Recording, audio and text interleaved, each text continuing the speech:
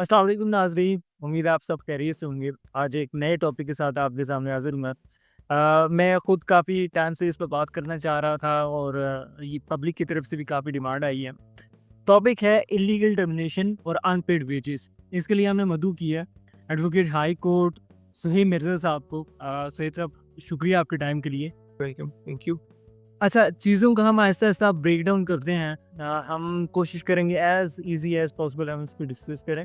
Legal क्या procedure होगा और अपने राइट्स के लिए क्यों खड़ा होना चाहिए, हम इसको इंशाल्लाह इस पे डिटेल से बात करेंगे। मुझे काइंडली ये बताइएगा, जो इल्लीगल टर्मिनेशन का वर्ड यूज़ किया जाता है, इसको काइंडली बताइए कि इल्लीगल टर्मिनेशन होती क्या है बेसिकली? अच्छा हमाद सबसे पहले तो हमें ये समझना ज़रूरी है कि एम्प्लॉयी और एम्प्लॉयर का रिलेशन क्या है। थ्रू एक एग्रीमेंट इन फोर्स आता है, जिसमें एम्प्लॉयर की तरफ से एक जॉब निकलती है, एम्प्लॉयी उसको एक्सेप्ट करता है, उसकी उस पे पूरा उतरता है, वो उसके लिए अप्लाई करता है, दोनों का म्यूचुअल एग्रीमेंट होता है और फिर ये जॉब स्टार्ट हो जाती है। तो इट फॉर्म्स अ कॉन्ट्रैक्ट, ये एक कॉन्ट्रैक्ट फॉर्म कर लेता है। इस कॉन्ट्रैक्ट को फुलफिल करने के लिए कुछ रिक्वायरमेंट्स तो कॉन्ट्रैक्ट के अंदर मौजूद होती हैं, लेकिन कुछ रिक्वायरमेंट्स हमें लॉ ने प्रोवाइड की होती हैं। जैसे पाकिस्तान में लेबर लॉ है और ये पूरी दुनिया में लेबर लॉज जो है वो मौजूद है।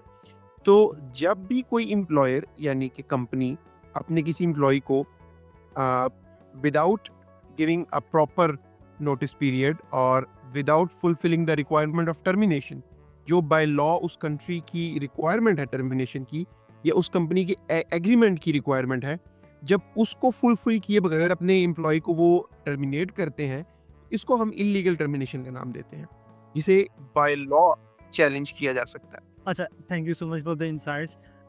मेरा जो ताल्लुक रहा है प्रीवियस एक्सपीरियंस में टेलीमार्केटिंग से लीगल कंप्लायंस और एचआर की सर्विसेज में ऑफर करता रहा, तो काफ़ी एक्सपीरियंस रहा है। वहाँ पे काफ़ी हद तक एम्प्लॉयर्स की तरफ से अनफॉर्चुनेटली अब्यूज़ किया जाता था, इल्लीगल टर्मिनेशंस होती थी, वेजेस जो सैलरीज़ हैं उनको रोक लिया जाता था। अब मुझे काइंडली थोड़ा-सा अपने एक्सपीरियंस के हवाले से बताइएगा, पाकिस्तान में ओवरऑल आपको किस हद तक नज़र आता है कि ये मैल प्रैक्टिस की जाती है? और आपका यूएस मार्केट के साथ सॉलिसिटर्स के साथ भी काफ़ी एक्सपीरियंस है। तो बाकी मार्केट से भी कंपैरिज़न करके बताइएगा कि किस हद तक रूल्स एंड रेगुलेशन को वहाँ पे इम्प्लीमेंट करवाया जाता है, और पाकिस्तान में अगर बैकफॉल है तो उसकी रीज़न क्या है?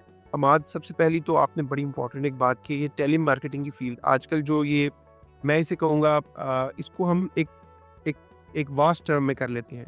हम इसे कहते हैं कि आजकल जो न्यू स्टार्टअप्स हैं उसमें बहुत से लोग जो है वो दूसरी कंट्रीज के साथ काम कर रहे हैं, जिसमें वो प्रोजेक्ट्स वहाँ से लेते हैं और उन प्रोजेक्ट्स को कंप्लीट करने के लिए पाकिस्तान से जो वर्क फोर्स है वो हायर करते हैं। उसमें सॉफ्टवेयर की इंडस्ट्री है, टेली मार्केटिंग की इंडस्ट्री है, कॉल सेंटर्स हैं और दीगर इंडस्ट्रीज हैं, लाइक डेट कलेक्शन इंडस्ट्री भी उसमें इन्वॉल्व है। अच्छा, इन इंडस्ट्रीज का सबसे जो एक ड्रॉबैक है, एक फ्लॉ है, वो ये है कि ये इंडस्ट्रीज आपके साथ आपको एज एन एम्प्लॉय जो है वो हायरिंग फायरिंग बड़ी रैपिड करती हैं और प्रॉपर कॉन्ट्रैक्ट्स नहीं होते इसमें, टर्म्स एंड कंडीशंस नहीं डिफाइन की जाती। और चूंकि जो एम्प्लॉयज़ होते हैं वो मोस्टली जो है वो स्टूडेंट लेवल के लोग होते हैं, जिन्होंने अपना करियर स्टार्ट किया होता है या वो कुछ मामलात या परेशानी की वजह से अपने करियर के मिड में होते हैं, तो वो इन चीज़ों को आप कह लें कि फाइट बैक नहीं कर सकते अपने फाइनेंशियल सोशल प्रेशर्स की वजह से, पाकिस्तान के अदालती निज़ाम के कुछ एक इमेज जो बनी हुई है उसकी वजह से, जो कि लेबर कोड के हवाले से गलत इमेज है।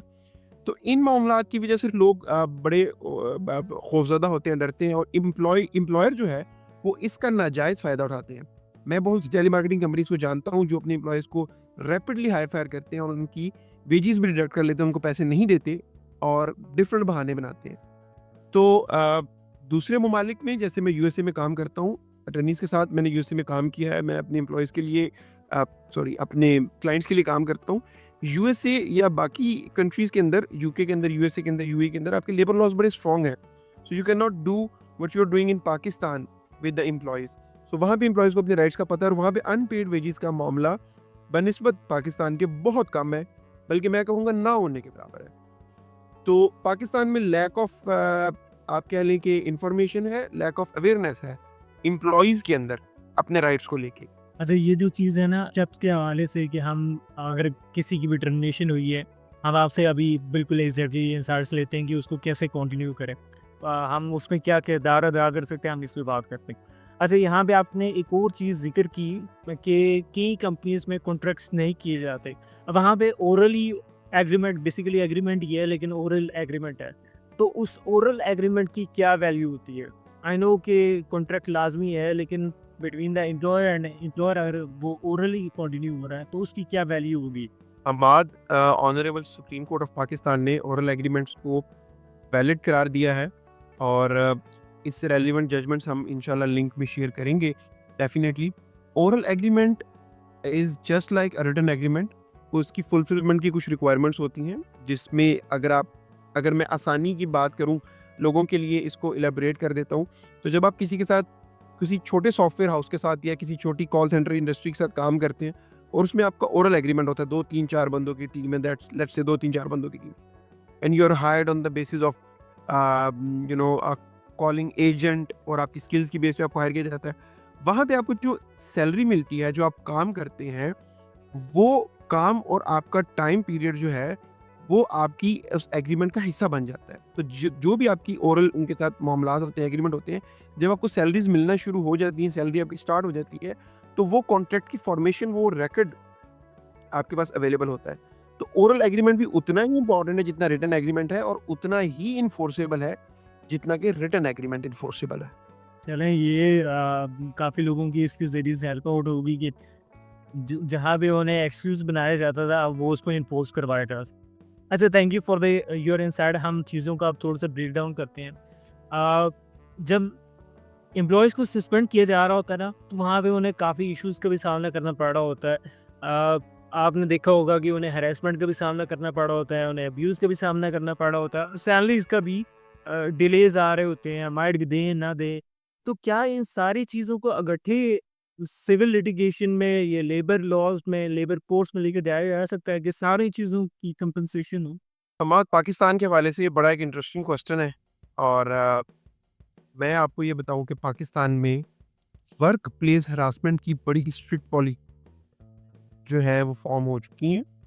आप इवन ड्यूरिंग एम्प्लॉयमेंट, अगर आपके साथ वर्क प्लेस पे मेंटल हरासमेंट होती है, तो उसको आप जो है वो लेबर कमिश्नर को चैलेंज कर सकते हैं, कंप्लेन कर सकते हैं, आप उसके लिए कंपनी को कंपनसेशन के लिए सू भी कर सकते हैं।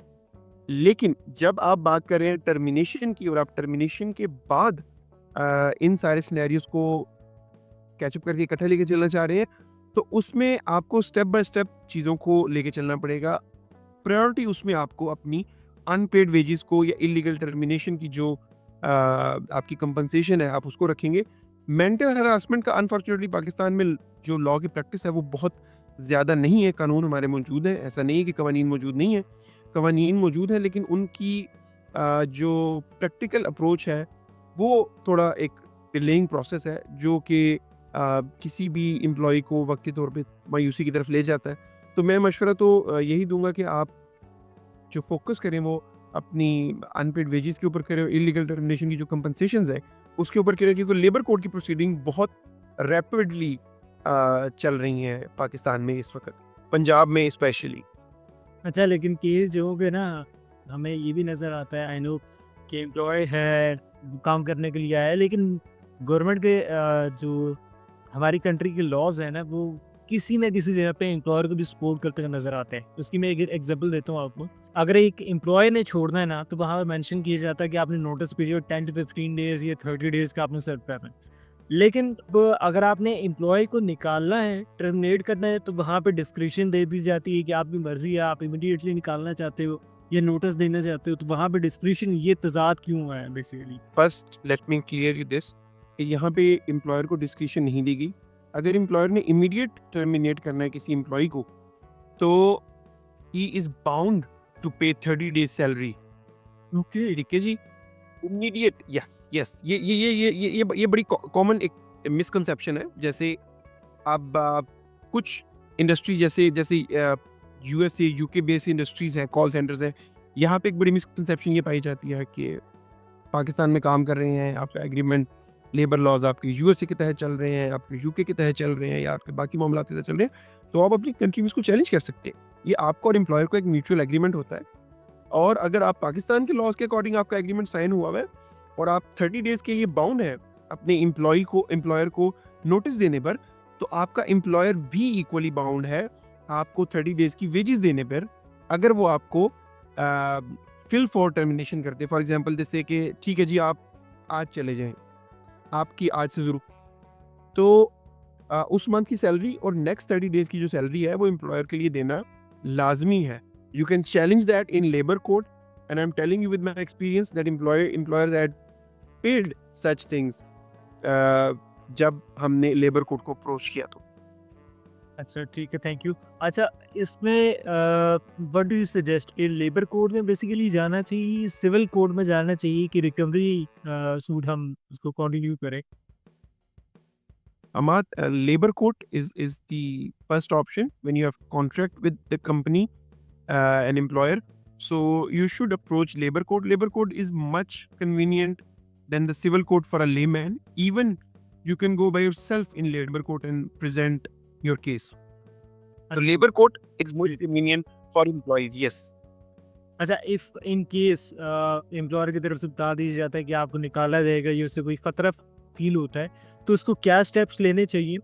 One thing along with it, क्योंकि इससे सिमिलर है तो मैं कंटिन्यू कर रहा हूँ कि वहाँ पे जो इंटरनल मैनेजमेंट होती है, चाहे वो एचआर हो या टीम लीड हो, तो उनका भी कोई इस हवाले से रोल हो सकता है अगर वहाँ पे उन्हें देखने को मिल रहा है कि ये इलीगल टर्मिनेशन हो रही है, तो वहाँ पे उनका क्या रोल हो सकता है? अच्छा, एम्प्लॉय थ्रेड। की ज़ात की हद तक जब आप एग्रीमेंट करते हैं किसी कंपनी के साथ, तो कंपनी के पास राइट है कि वो राइटफुली आपको लीगली आपको ले ऑफ करते, ठीक है?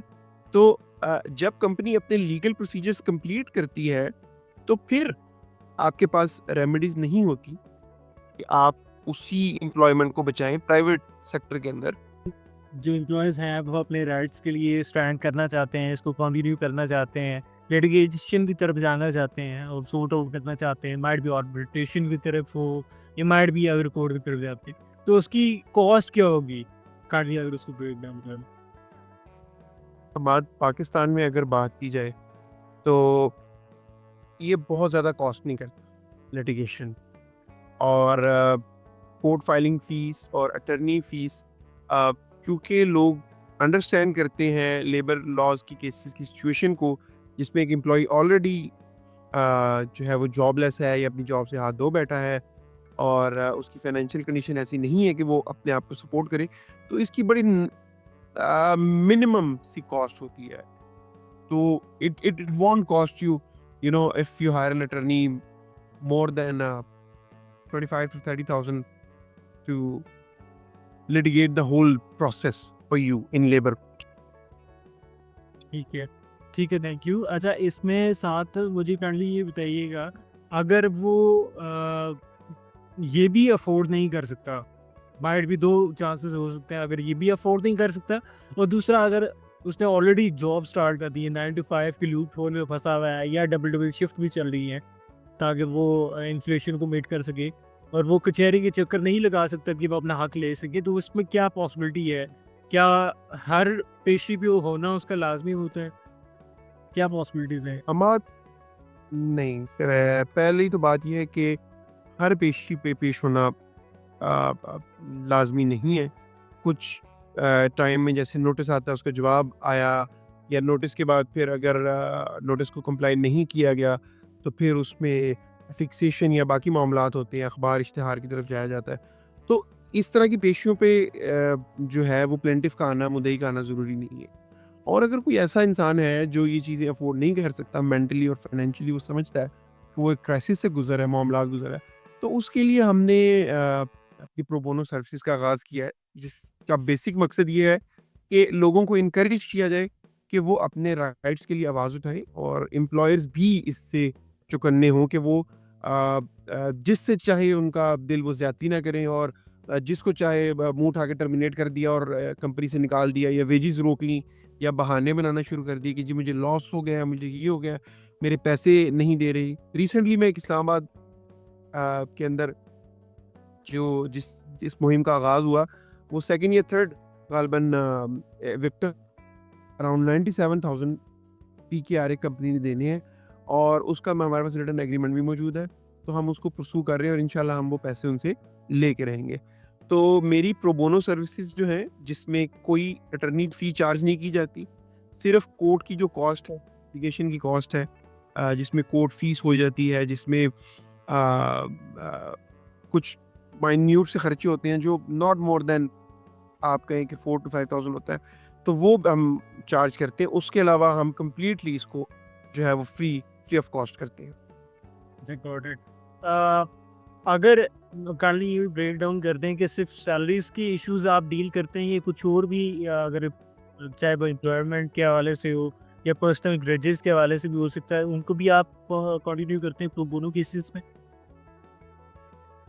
अमाद, हम सिचुएशन को बिल्कुल देखते हैं कि वो क्या सिचुएशन है। वर्क प्लेस हरासमेंट है, मेंटल हरासमेंट है, we are doing the illegal termination cases on pro bono basis, and of course हमारी एक टीम है जो उसको असेस करती है और फिर उसको अप्रूव करती है। और हमारे पास कुछ लोग हैं जो कि इस नोबल कॉज को सपोर्ट करने के लिए फाइनेंशियल सपोर्ट भी करते हैं, ताकि पाकिस्तान में हम लोगों को ये जो इंसाफ की फरहमी है वो बर वक्त पहुंचा सकें।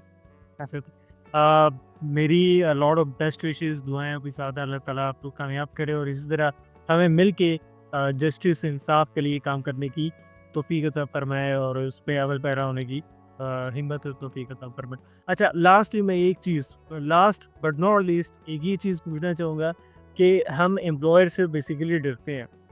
ऑब्वियसली एम्प्लॉय बेचारा कमज़ोर होता है, जॉब कर रहा है, तो उसने सैलरी लेनी है, लेकिन वो डरता है कि अगर एम्प्लॉयर ने उसे एक बात भी कह दी, वो उसे धमकी में कंसिडर करेगा कि जो करना होता है कर लो।